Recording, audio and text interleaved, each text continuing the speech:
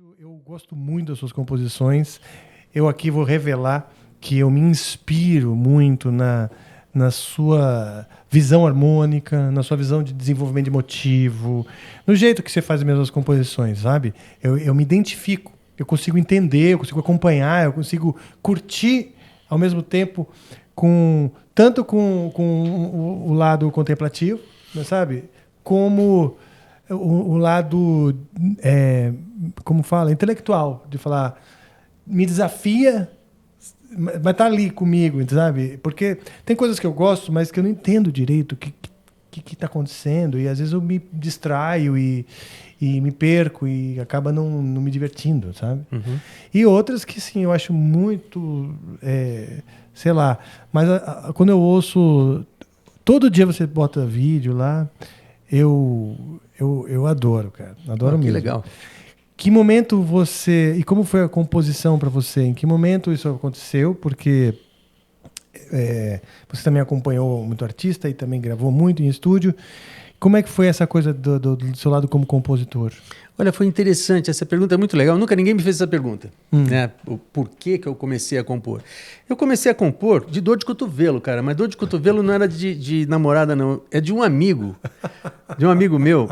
Que o cara, ele tinha um talento, cara. É mesmo? A gente cresceu juntos. A gente se conheceu, a gente tinha 14 anos. Né? Depois te digo quem é. Eu acho que você conhece. E ele morava na Moca, eu morava ali no Cambuci. E a gente acabou se cruzando. É uma história longa e tal. Mas ele era um cara que ele me intrigava, porque ele tinha uma facilidade para harmonizar. Ele tocava qualquer instrumento. Sabe aquele cara que...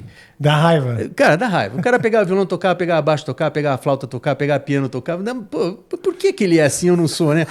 O Sandrinho Raik. É meio isso. É o Nico Rezende. Já ouviu falar do Nico Rezende? Que ele cantor pop. Não, ele é compositor e cantor pop. Ele emplacou alguns sucessos. Perigo. É dele. Perigo ter você perto do... Exatamente, a música dele. É aquela, quando a gente quer mais, a gente diz bye bye, né? Uhum. Isso é dele também. Ele tem aquela Signo de Ar com Jorge Versilo. Enfim, é um cara que ele emplacou alguns grandes sucessos aí. E ele tem um talento, cara. O Nico, eu não entendia como é que ele fazia aquele negócio todo. E o Nico compunha. Tá. Né? Então, eu naquela bronca de não ficar para trás, eu falei, pô, eu tenho que compor também, eu tenho que entender de harmonia e tal. Ele foi uma referência para mim nesse primeiro momento, né? E eu comecei a tentar compor por causa do Nico. Né? Aí legal. Eu pegava o violão e, pô, como é que eu vou fazer alguma coisa? E eu ia fazendo. E aí eu via que ia sair algumas coisas, outras não saíam, né? E, enfim, eu ia brigando com aquilo. E num determinado momento, que aí eu não sei dizer exatamente qual foi, as minhas músicas começaram a tomar forma. Porque eu ouvia muita música. E eu percebia, eu tinha um senso natural para a coisa da forma, né? Então eu percebia que as músicas tinham uma parte, tinha uma segunda parte, tinha um refrão, né? Sim. O arranjo. Eu comecei a entender esse processo. E até porque eu adorava rock progressivo, né? E o rock progressivo... Já saquei por que eu gosto tanto. Assim, as referências são muito semelhantes. Então... Eu adoro rock progressivo também. Então, e o rock progressivo, eu acho que o grande lance do rock progressivo é a forma. Sim. Né? A forma com que eles variam, né? Que eles saem de um tema e vão para outro, saem de um clima e vão para outro, aquele negócio é fascinante, né? Porque é quase operístico, né? E é quase meio cinematográfico, né? Porque cada trecho da música é uma cena, um cenário. E como eu escutava muito isso, eu peguei uma facilidade em lidar com essas coisas e comecei a aplicar isso no violão naturalmente. Com o passar dos anos, as músicas foram ficando estruturadas, eu percebia a estrutura, né? E eu buscava essa estrutura. Então, eu buscava copiar essas estruturas, né? Que eu via. E com o tempo aquilo foi se solidificando. Mas o primeiro passo foi dado para imitar o Nico. Que legal, cara. Porra, olha só. Primeiro, como é importante essas influências, né? A gente, sem dúvida.